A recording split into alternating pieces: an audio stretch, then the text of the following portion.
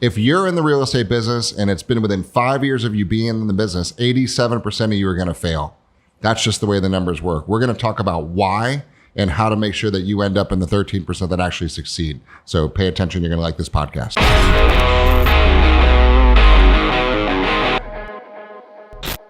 Okay, guys, if you like what we have to say, please subscribe now and we'll keep you fresh with new content.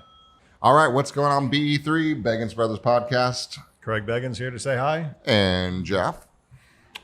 Here's a topic today, and it's not a fun one, but I think it's one of the best ones we could possibly have.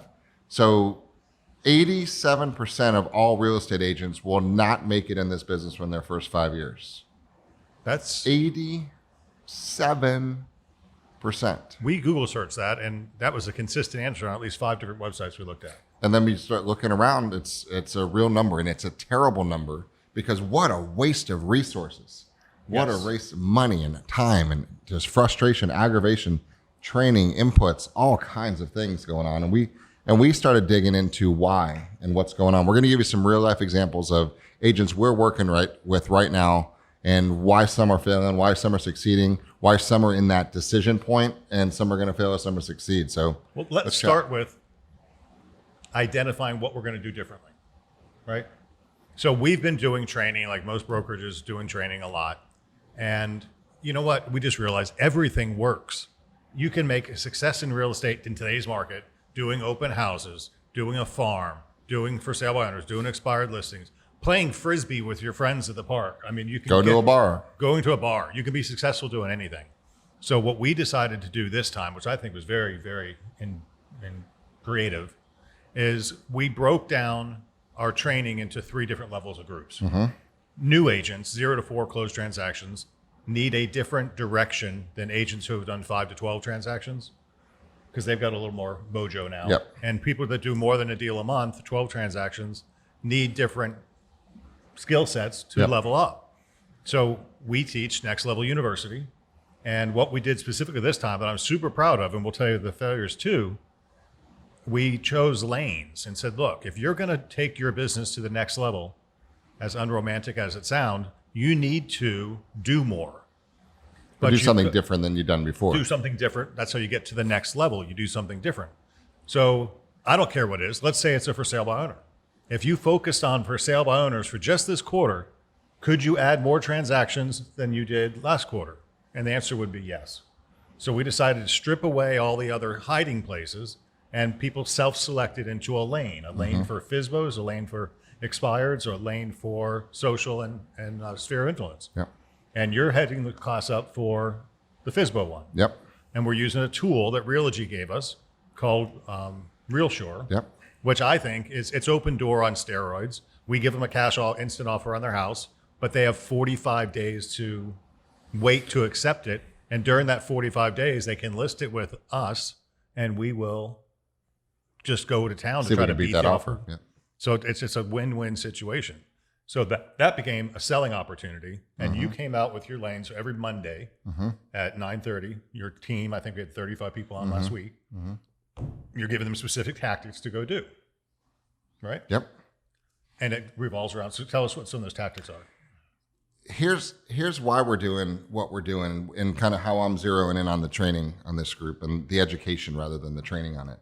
Because if you go back to the topic of why 87% of the people fail, from my experience and your experience, just kind of looking around, is they are afraid, right, to screw up. They don't want to be embarrassed, and they would rather not do anything than do anything to screw up, right? Yep. So that's kind of one of the things that I want to do, is strip away those excuses to simplify this business.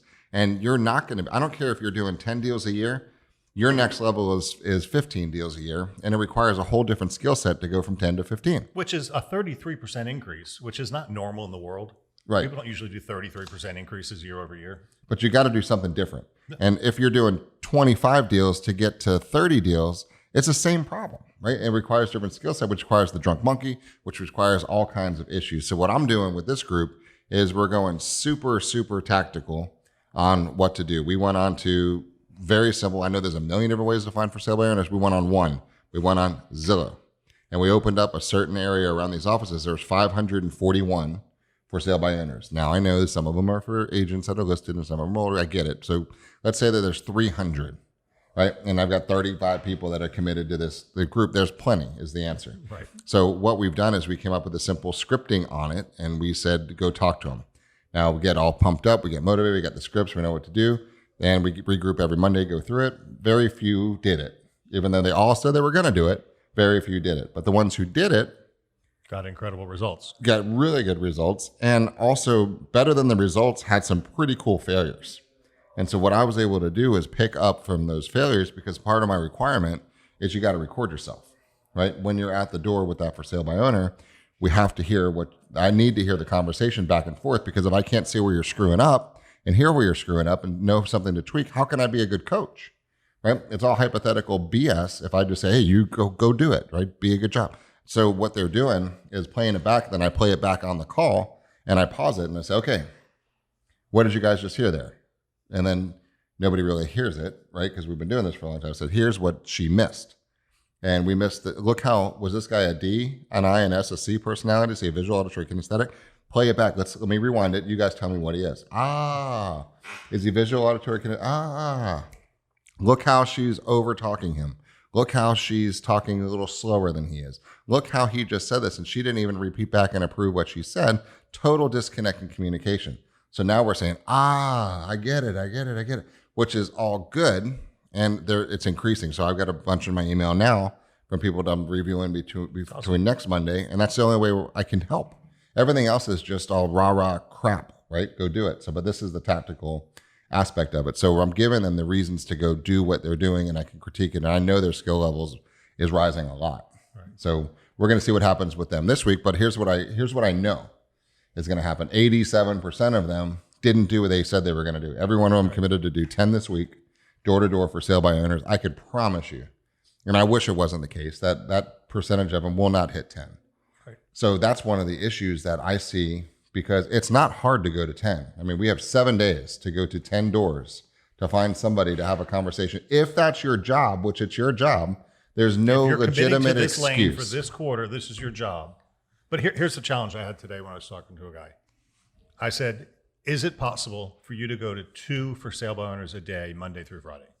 Yep, there's your 10. That would be 10. So yes, I can do that. Have you gotten any offers from Real Shore yet? Oh yeah, I've got 10 or 20. Have you delivered any yet? No. I said to the rest of the group, what would happen, and I don't remember his name, I won't say his name, what would happen if Bobby did 10 FSBOs a week for the rest of the year? That would be 10 FSBOs a week for 50 weeks, give you 2 weeks off. That'd be 5,000 FSBOs, 500 FSBOs. 50, 10 a week times 5, yep, 500 for sale by owners. 500 for sale by owners. What's a reasonable closing ratio? If you actually did 2 a day, you'd get pretty good at it. You'd get very good at it. Would you say, would 10% be reasonable? So you would just screw up 450 of them and get 50 over the course of the year? 50 transactions at an average of $7,000 a transaction. That's $350,000. Yep. But then I went from $350,000. Do you need $350,000? No. Have you ever made $350,000? No. Do you know what you would do with $350,000? What would you do with $300,000? I don't know. Problem. Okay, well, let's dumb it down a little bit. Let's do 1 a day. That's 5 a week times 50. That's 250. Same 10% closing ratio. Now you got 25 deals. 175 grand a year. Making 175. Oh, that's a lot too. Did you make that last year? Do you know what you do with that? No. In this marketplace, 175 grand is a lot of money, right? So then we broke it down to, you can't really do less than 1 a day. Oh, you can.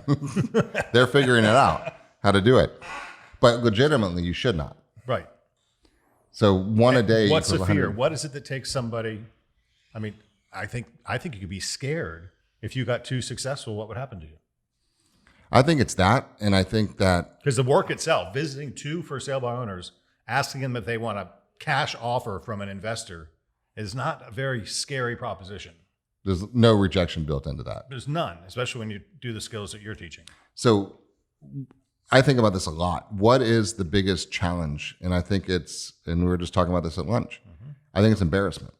It's the fear of embarrassment more so than the fear of failure. Because if they ask you something you don't know the answer to, you're going to be embarrassed, or you're going to feel a little bit lessened, right? You're not going to feel good. What is the reason why you wouldn't go do this? Because That's a mindset, though. I mean, well, but what else is there? What else is there to not do 10? When you actually went out of your way to commit to being on this lane, to say, I will talk to 10 people every week, minimum, like 10's not even enough, right? 10 people face to face a week for your whole entire job, and you commit on purpose. Nobody forced you to be in here to make this commitment, but you take your time out to sit there on this call, live video chat every day with a commitment to get better with me for an hour every single Monday, with reconfirming your commitment to go to 10. For that person to not do 10, what in the world is it? And that's like the multi-gazillion dollar question. And the only thing I can think of is, I got a couple answers. What do you think it is? I think if I take that $350,000 example, I don't need that much money, so I can wait till later to get going. There's no burning passion or desire to make it happen now. Guys, make it a burning passion to happen now. This is like the best real estate market we've ever seen, and it's probably never going to be better than this. And after a really good real estate market comes a slowdown in real estate. So really bad one. That could be this year. I'm not saying it is. I happen to think it's a very good time, but it ain't always going to be like this. So don't say next quarter I'll get started when this quarter is running by you. But I think that's a big problem. I think there's a huge group of agents that have started in this business after 2008. And every quarter has always been pretty good. And next quarter is going to be good too. And next quarter is going to be good because last quarter was good. And so will the next quarter. And look at the job reports and look at the stock market, look at everything. And, it's fine. It's just going to get better. Prices are going up. Inventory is still low. Mortgage rates are low. Buyer pools are going. Millennials are aging up. Baby boomers are selling. There's no reason. So maybe what I'll do is I'll just get a little bit better. So next quarter, I'll go do a little bit more. So instead of doing 3 this quarter, I'll just do 6 and make up next quarter. And you can just totally BS yourself along that. Right? That hurts. But that's a logical thought process if you've never seen the ass-kicking side of this industry, which I think that's 12 years ago. How many agents in the real estate industry have been in this industry for 12 years or less? Most. Oh, yes. Right? Yes. Most. So most people don't know what it's like when you're like, is my phone working? Because nobody is freaking calling me. Most of our agents, and this is no discount, have never sold real estate with normal interest rates. I was looking at my first interest rate was 10.25% on my house I built in 1990. And I just looked at another house I own, and I bought it in 2005, and I was an owner finance deal, and my interest rate was 8%, interest only. Yep. Right? That's since been modified. Yep. But 8% and 10%, those were considered good at those times. And the payment worked, so it worked. And the payment worked. But you buy a lot less house at 8% than you do at 3%. And that's why I'm telling everybody, you should be on your Facebook every day blessing the benefits of owning real estate with a 30-year fixed rate loan at 3%. I got an agent who just did one of those generating home buyer loans where they go to education for. What do you call those? The grants. The home grant. Home grant. They got their rate. They bought it down with some extra cash to 1.9%. Wow. Fixed for 30 years. Wow. We're getting off topic. No, but that's very on topic because there's no way to not do business right now. You have to physically not talk to people and not mention real estate to make sure you don't do business right now. So the only thing that makes sense is the why. Though there's no real reason to actually go do this, right? There's not. What's the reason to go do it? Let's call it out. A lot of real estate agents have secondary sources of income. Either it's another earning spouse income, or it's trust fund, or whatever it is. Pension, military pension. So a lot of people don't have the need to do anything different than they're doing right now. And to them, I say, God, when you're going on a trip, wouldn't you rather fly first class? Sounds good. Why can't you just do this, make a little extra cash, and upgrade your car, upgrade your house? Upgrade. Well, I think it's a bigger issue too. Is and we talked a little bit about this earlier too. Is the taping you have about money? Do you need money? I mean, is it worth it? Do you want to be materialistic? You shouldn't be materialistic. It's greedy. It's this. It's that. Or money is the root of evil. All those type of thoughts can come in. If you're trying to not make money, you could find somebody that says you don't need to make money. But the reality of it is we do. And so our biggest issue is saying, all right, let's find the thing. Because here's what I'm doing on my call on Monday. For my agents that are watching on my call, you're getting this on Monday. And I'm not going to be very nice. Because if you didn't do what you said you were going to go do, we're going to drill into the reason why you didn't do what you need to go do. And I suspect that the reason is because you don't have any reason why you actually have to. There's no pain. There's no leverage. Especially when you self-select in and say, I'd like to donate my time to this cause and get better, and then you don't do it. Right. So that's the whole point. So then we start talking about, like, why do we do what we do across the board too? Because we have to have the drive in order to create more income. Because if we don't have a drive to create more income, then why are we going to do the things that we don't do today, tomorrow, in order to create more income, right? So that goes back to what do we do? We were talking, I mean, your lifestyle is pretty set, right? The income that you've got it down, you paid a bunch of stuff. You can live very easily at a pretty nice lifestyle right now. So in order to get to a next level lifestyle, that's the only reason you'll do anything different, because you don't have to, because you're very comfortable the way you are right now. Right. So the reality of it, he doesn't have to do anything different because he's got a great lifestyle right now. And there's nothing wrong with that if that's the way it needs to be. But I know you're my brother too. There is a next level that you're going to, but that requires doing different things than we did last quarter, this quarter, or else we're going to have the exact same income that we had at Q1 last year is going to look exactly like Q1 this year because we didn't do anything different. So if we want Q2 this year to be different than Q2 last year, how much different and how much more do we need to earn? And what do we need to do differently to bring them that much extra income? And it's probably get some agents to produce more revenue, because we only make money when they make money. So we spend most of our time figuring out what can we do to generate income, opportunities for our agents so they make more income, because as a byproduct, we make more money too, right? So you can't get a better alignment than that. So that's why we get constantly stuck in this rhythm of what can we do to help the agents make more money. And then we beat ourselves up when we come up with a great idea that nobody implements. Or 13% of them do. 87% of them don't. And, sometimes you just got to come up with that's the actual reality of the world. But I don't think we like to accept that, because we know how simple this business can actually be if you just do it, which is why we simplify down into our lanes, because it's so easy. We were joking today. Squirrel, distraction. We've got in the front lobby in this office right now, there's champagne bottles and cookies and donuts and sandwiches and all kinds of stuff from a myriad of different things that were going on today. If you wanted to distract yourself to think you were working today, you could have done that, because there were open houses and brokers opens and lunch and learns and all kinds of shit that you can go home and say, oh, busy day. I learned about blah, right? But you didn't really do anything except you pretended that you did. And then that's what you're going to do tomorrow and the next day and the next day. You can go to the board for a training. You do all kinds of stuff, but it didn't make you any income. And then there's some people that said, I'm not going to go to any of this stuff because I need to do 3 deals this week. Because when I do 3 deals this week, I'm going to end up making 40 grand this month. What I'm going to do with 40 grand this month is I'm going to put it in this type of investment property, because in 4 years from now, I'm going to be spinning off cash flows of $30,000 a month. So I don't have to do anything anymore, should I not want to, right? And there's the reason to take advantage of the best real estate market in the history of real estate right now and actually kick your ass and get to work. But if you're going to do that, you can't do all of it. So you say, you know what I'm going to do? For Q1, I'm going to go to 10 for sale by owners a week, and I'm going to connect with them, and I'm going to pay attention. Are they DISC? Are they VAK? And I hear it's a great idea to do open houses and expireds, but I'm not doing that this quarter, right? I'm not going to do anything on Instagram this quarter, and I'm not even going to look at stupid TikTok right now. So great idea. I read your article, Inman, but shut up, right? This quarter, I am doing FSBOs, and I'm going to get damn good. The Q2, I'm open, but Q1, I'm shut down, right? So when you get that laser focus is the only way it's going to actually work for you. If you actually did that laser focus and your purpose was only to talk to 2 people a day, you'd be done by noon. And you'd probably be one of the most productive real estate people on the planet. Yeah, no doubt. That's how crazy this real estate business is, right? Or how easy, how simple. It's not easy, because you have to get the mental guts up to get in your car, drive to their door, knock on their door, sit there and have a conversation with them, and try to oversell your mind. I have a cash investor who might be interested in your house.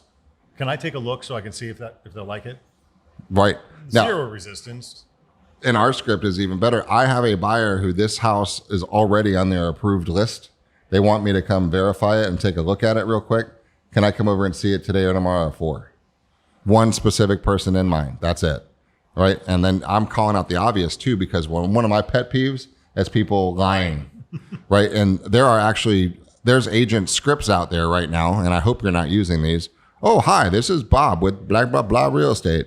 I'm working with a whole bunch of buyers in the neighborhood, and I'd like to come over and preview your home. Would today or tomorrow at 4 be better for you? Right? Lie, lie, lie, lie, lie. You're not working with shit. You're trying to sneak yourself into their living room, and hopefully you're going to dazzle them with your hairdo, and they're going to fall in love with you and want to hire you. That's not a good business strategy. So why do that? Rather than just say, look, I'm here. Then we're actually went on the regular for sale by owner script, which is, hey, look, I know you're trying to sell it on your own. I get it 100%.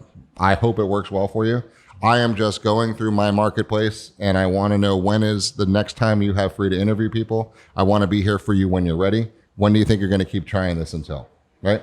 Telling you right up front, I'm here to get your listing. I'm going to interview for the job. I'm here to work with you when you're ready, but I'm not going to push you. I'm not going to bug you. I'm not going to try to sell you anything. If and when the time comes, I want to be one of the guys you interview. When do you think that time's going to be, right? So then you can just talk to them and have an open conversation and give them a ton of value between now and then, and at least you'll be one of the people that are considered. And then you do that twice a day to 50 people, right? You're not going to not have business. It's that simple. Or if you don't like for sale by owners, then, I mean, God. 2 other lanes this month. The results we're getting with our Facebook targeting, it's mind-boggling. The results that are coming from the reminds, it's awesome. Everything works, so there's no excuses for that. So how do you get... The key is just maintain a focus. How do you get a focus? So those who don't have one, give them one. How do you give somebody a why right now? Yeah, you got to just ask some questions so you find something that excites them. I would probe and say, when's your next vacation? And you say it's going to be in April. I don't know. Where are you going in April? I'm going here. How are you going to get there? We're flying. Are you flying first class or coach? Oh, no, not first class. Why don't you fly first? I'm going to call your wife and tell them that you're going to stick in this lane.